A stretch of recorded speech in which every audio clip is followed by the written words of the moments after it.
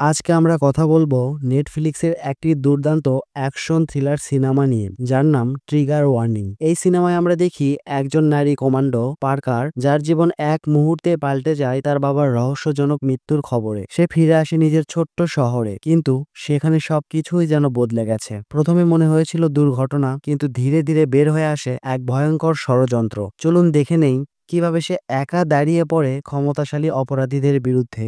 Movie শুরু হয় Parker নামের একটি মেয়েকে দেখিয়ে। পার্কার, যে একটি স্পেশাল ফোর্স টিমের সদস্য, সে যখন তার টিমের সঙ্গে সিরিয়ায় একটি গুরুত্বপূর্ণ মিশনে অংশ নিচ্ছিল, ঠিক সেই সময়ে তার এক্স বয়ফ্রেন্ড জেসির বারবার ফোন আসছিল। ঠিক তখনই জঙ্গিরা পার্কারের গাড়ির উপর রকেট লঞ্চার দিয়ে আঘাত করে, যার ফলে গাড়িটি উল্টে যায়। এরপর যখন তারা গাড়ির ভিতরে ঢোকার চেষ্টা করে, তখন পার্কার একাই তাদের সঙ্গে লড়াই করে এবং সবাইকে মেরে ফেলে। এরপর ফোর্সের অন্য সদস্যরা এসে পৌঁছালে পার্কার তার হ্যাকার বন্ধু স্পাইডারের সঙ্গে বেসে ফিরে আসে। জেসির ফোন আবার আসে। এবার সে ফোনটা রিসিভ করে। জেসি জানায় গত রাতে পার্কারের বাবার মাইন ধসে পড়েছে এবং সেই ধ্বংসস্তূপে চাপা পড়ে তার বাবার মৃত্যু হয়েছে। পার্কার আর এক মিনিটও দেরি না করে নিজের শহরে ফিরে আসে এবং সরাসরি পুলিশ স্টেশনে গিয়ে জেসির সঙ্গে দেখা করে। জেসি তাকে তার বাবার লেখা একটা শেষ চিঠি দেখায়, যেটিকে সে সুইসাইড নোট হিসেবে দেখছিল, কিন্তু পার্কার জানায় এটা শুধুই একটা চিঠি, আর তিনি প্রায় সবসময় এমন চিঠি লিখতেন। এরপর জেসি পার্কারকে তার বাড়ি পৌঁছে দিতে যায়। পথে পার্কার তার বাবার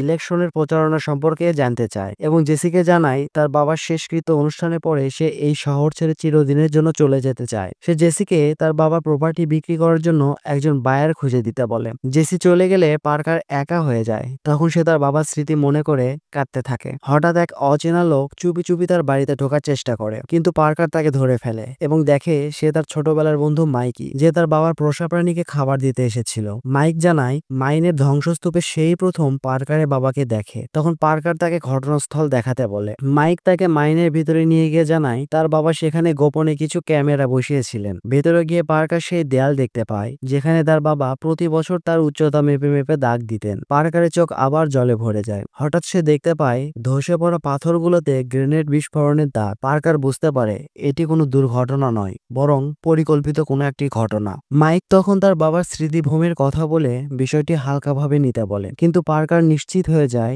যে এটা কোনো সাধারণ ঘটনা নয়, এর পেছনে নিশ্চয়ই কোনো রহস্য লুকিয়ে আছে। এরপর তারা ক্লাবে চলে যায়। সেখানে তাদের সাথে দেখা হয় জেসির ভাই এলভিসের, যে পার্কারের হাত ধরার চেষ্টা করে। পার্কার তার হাত মোচড় দিয়ে তাকে সাবধান করে দিয়ে বলে তার থেকে দূরে থাকতে। বার থেকে বেরিয়ে এসে পার্কার কিছু সন্দেহজনক লোককে অনুসরণ করতে শুরু করে, যাদের গাড়িতে সে মেশিন গান দেখতে পেয়েছিল। তারা একটি গ্রোসারি স্টোরে ঢুকলে পার্কারও তাদের পেছনে ঢুকে পড়ে এবং বুঝতে পারে লোকগুলো ডাকাত। পার্কার তখন ডাকাতি আটকাতে গিয়ে তাদের মেরে ফেলে। সেই লোকদের মধ্যে একজনের হাতে পার্কারের বাবার বন্ধুর ঘড়ি ছিল, যেটা সে পরে ফিরিয়ে দেয়। পরের দিন সকালে পার্কার তাদের মাইনের পেছনে কিছু বিস্ফোরণের শব্দ শোনে। পার্কার সেখানে যায় এবং দেখে এলভিস তার বন্ধু বান্ধবদের নিয়ে মিলিটারিদের রকেট লঞ্চার পরীক্ষা করছে। তখন সে চিন্তায় পড়ে যায় যে এই অস্ত্রগুলো এলভিসের কাছে আসলো কিভাবে। তারপর সে তার বাবার রাখা ক্লাউড স্টোরেজের লিঙ্ক খুঁজে পায় এবং তার স্পাইডারকে দিয়ে হ্যাক করিয়ে ভিডিও বের করে। সেই ভিডিওতে দেখা যায় এলভিসের গাড়ি মাইনের আশেপাশেই ছিল।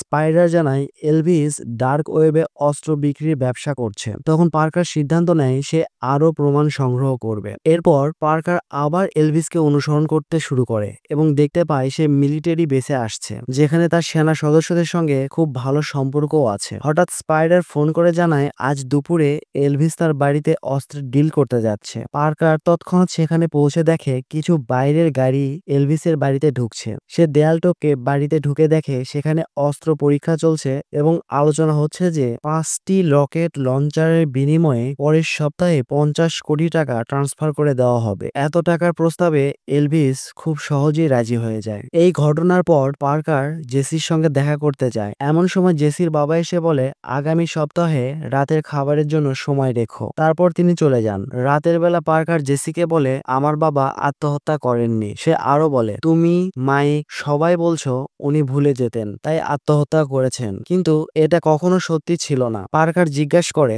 বাবার দেহ আমি কবে পাবো?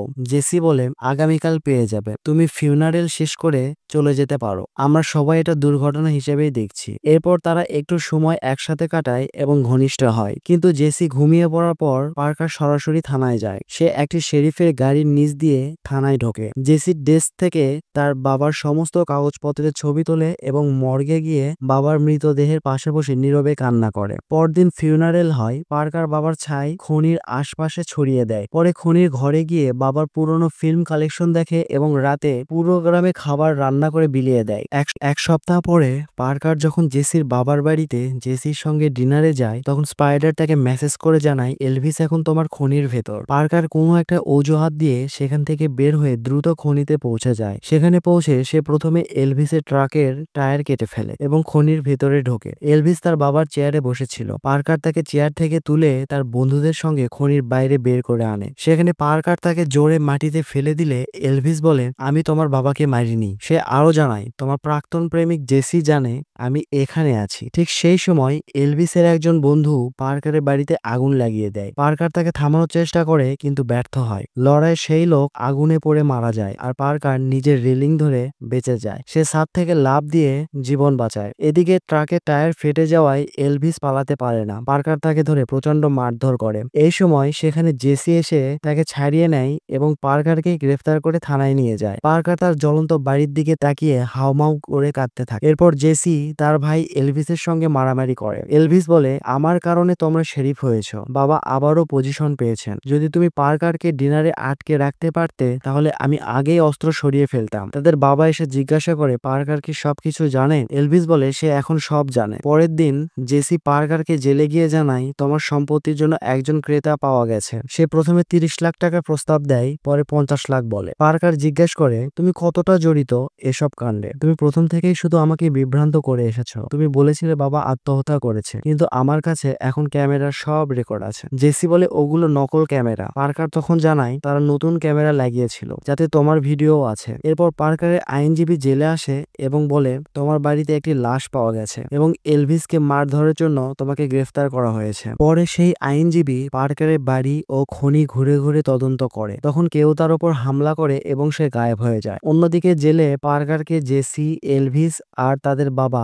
মারধর করে এবং ক্যামেরার রেকর্ড চাইতে থাকে। জেসির বাবা বলে, তুমি যদি বলো টেপে কি আছে তাহলে তোমাকে বিশ্রাম নিতে দিব। কিন্তু পার্কার ব্যথায় কাতর হয়েও বলে, না আমি ঠিক আছি, এভাবেই ভালো লাগছে। তখন তাকে বলা হয়, তুমি যদি জানতে চাও তোমার বাবার কি হয়েছিল তাহলে টেপ দাও। পার্কার এবার একটু চালাকি করে বলে, ভিডিও আমার বন্ধুর কাছে আছে, তাকে একটা ফোন করলেই হবে। এরপর সে চুলের পিন দিয়ে হাত করা খুলে ফেলে, কিন্তু সবাইকে বোঝায় তার হাত বাঁধা। সে একটি নম্বরে মেসেজ করে। পার্কার মেসেজে বলে, কল ব্যাক করো। স্পাইডার সাথে সাথে ফোন ব্যাক করে। পার্কার তাকে সব জানায়। জেসির বাবা যখন গুলি চালাতে যায় তখন পার্কার তার বন্দুক কেড়ে নিয়ে তিনজনকে লকআপে ঢুকিয়ে দেয়। জেসি বলে, ও তোমাকে গুলি করবে না। কথাটা শুনেই পার্কার তার কাঁধে গুলি চালিয়ে দেয়। এরপর পার্কার তাদের গাড়ি নিয়ে পালিয়ে যায়। তবে রাস্তায় গাড়ি অ্যাক্সিডেন্ট হয়। তখন পার্কারকে একজন লোক উদ্ধার করে মাইকিদের বাড়িতে নিয়ে আসে। এরপর জেসি পার্কারের ফোনে ভয়েস মেল শোনে। এদিকে এলভিস মাইকির বাড়িতে গিয়ে পার্কারকে খুঁজতে থাকে। যখন না পায় তখন ভয় দেখিয়ে চলে যায়। তারা পার্কারকে গোপন ঘরে আশ্রয় দেয়। মাইকির মা বলে, তোমার অ্যাক্সিডেন্টের পর রবার্টও তোমায় এখানে নিয়ে এসেছে। পরে পার্কার বলে, এলভিস মিলিটারি ডিপো থেকে অস্ত্র চুরি করে আমার বাবার খনি দিয়ে পাচার করছিল। অন্যদিকে জেসি আর এলভিস মিলে আইনজীবীর লাশ গুম করে। জেসি বলে, তুই যে লোকের সঙ্গে ডিল করেছিস সে top second most wanted terrorist. Elvis বলে, ওরা 1 সপ্তাহ আগে টাকা দিয়েছে, এখন ডেলিভারি না দিলে আমাদের সবাইকে মেরে ফেলবে। এরপর তারা খনির ভিতরে অস্ত্র আনতে যায়। পার্কার তার পরিচিতদের থেকে কিছু অস্ত্র নেয়। সে একটি মাচাটি পায়। অন্যদিকে টেরোরিস্টরা সময় মতো ডেলিভারি না পেয়ে জেসিকে ধরে ফেলে এবং তার বাবার লাঠি দিয়ে তাকে আঘাত করতে শুরু করে। পরে পার্কার জেসির বাড়ি গিয়ে তার এক দোসরকে মেরে জেসির বাবার মুখোমুখি হয় এবং তার বাবার মৃত্যুর আসল সত্য জেনে নেয়। পরে মাইকিকে সে জানায়, বাবা যখন জানতে পারেন এলভিস খনি ব্যবহার করছে তখন তিনি নিজেই খনি উড়িয়ে দিতে যান। কিন্তু ঠিক সেই সময় জেসি তার পেছনে গুলি চালায়। বাবা মৃত্যুর আগে গ্রেনেডের পিন খুলে দেন, যার ফলে খনি ধসে পড়ে। ঠিক তখনই টেরোরিস্টরা রকেট নিতে আসে। তারা 2টা রকেট তুলতেই স্পাইডার সেখানে পৌঁছায় এবং বন্দুকের মুখে পড়ে। আর এই সময় পার্কার পাহাড় থেকে গুলি চালিয়ে টেরোরিস্টদের ভ্যান উড়িয়ে দেয়। টেরোরিস্টরা স্পাইডারকে ধরে খনির ভেতরে নিয়ে যায়। পার্কারও ভেতরে যায় এবং স্পাইডারকে সেখান থেকে বাঁচায়। সেখান থেকে সে স্পাইডারকে রকেট লঞ্চার দেয়। পরে গুলি শুরু হলে স্পাইডার রকেট ছুড়ে সব অস্ত্র উড়িয়ে দেয়। পার্কার টেরোরিস্টকে মেরে ফেলে। তখন এলভিস এসে পার্কারের উপর গুলি চালায়। পার্কার তার বন্দুক ফেলে দিয়ে লড়াই করে এবং শেষমেশ চাকু দিয়ে এলভিসকে মেরে ফেলে। পরে মাইক, তার মা, ফ্রাঙ্ক ও বন্ধুরা আসে এবং দেখে স্পাইডার মাটির নিচে চাপা পড়ে আছে, তবে জীবিত। সবাই তাকে বের করে আনে। মাইকের মা বাদে সবাই জেসিকে অনুসরণ করে মিলিটারি ডিপোতে পৌঁছায়। মিলিটারি ডিপোতে পৌঁছার পর পার্কার আঘাত পাওয়ার অভিনয় করে এক ডাক্তারকে ডেকে নেয় এবং সুযোগ পেয়ে জেসিকে খুঁজে বের করে আর তাকে চাকু মারে। জেসি পালাতে যেয়ে গ্রেনেডের পিন খুলে দেয়। পার্কার বলে, তুমি পালাতে পারবে না, শহরের সবাই তোমার কীর্তি জানে। শেষে জেসি পার্কারকে ধাক্কা দিয়ে দূরে সরে দেয় এবং গ্রেনেড নিচে ফেলে দিয়ে লাস্টে নিজেই আত্মহত্যা করে। গোলাগুলির শব্দ থেমে গেছে। ধুলো আর ধোঁয়ার আড়াল সরে গেলে দেখা যায় একা দাঁড়িয়ে আছে পার্কার। তার চোখে জয়ের উজ্জ্বলতা থাকলেও ভেতরে লুকিয়ে আছে গভীর হারানোর কষ্ট। এই লড়াই শুধু শত্রুর বিরুদ্ধে ছিল না, ছিল নিজের ভেতরের ভয়, অতীতের ক্ষত আর যন্ত্রণার বিরুদ্ধে। প্রতিটি ক্ষতচিহ্ন তার সাহস আর ত্যাগের প্রমাণ। আজ সব মুখোশ খুলে পড়েছে। যারা ভেবেছিল সত্যকে চিরকাল লুকিয়ে রাখা যাবে, তারা ভুল প্রমাণিত হয়েছে। পার্কার জিতেছে, কিন্তু এই জয়ের মূল্য ছিল অসীম। হারাতে হয়েছে শান্তি, প্রিয়জন আর নিজের এক অংশ। এই গল্প প্রতিশোধের নয়, এটা সাহসের, ন্যায়ের আর সত্যকে আলোতে ফিরিয়ে আনার গল্প। কারণ যতই গভীর হোক অন্ধকার, আলো সবসময় পথ খুঁজে নেয়। Justice is not given, it's taken. 1 মাস পরে পার্কার মাইকের সহায়তায় বাবার বার ও বাড়ি পুনর্নির্মাণ করে এবং তার দেখাশোনার দায়িত্ব মাইককে দেয়। শেষ দৃশ্যে পার্কারকে স্পাইডারের সঙ্গে আবার ডিউটিতে ফিরে যেতে দেখা যায়। এই ছিল আমাদের আজকের গল্প। যদি আপনাদের ভালো লেগে থাকে তাহলে ভিডিওটি লাইক করুন, চ্যানেলটি সাবস্ক্রাইব করুন এবং নতুন এক্সপ্লেনেশন পেতে বেল আইকন টিপতে একদমই ভুলবেন না।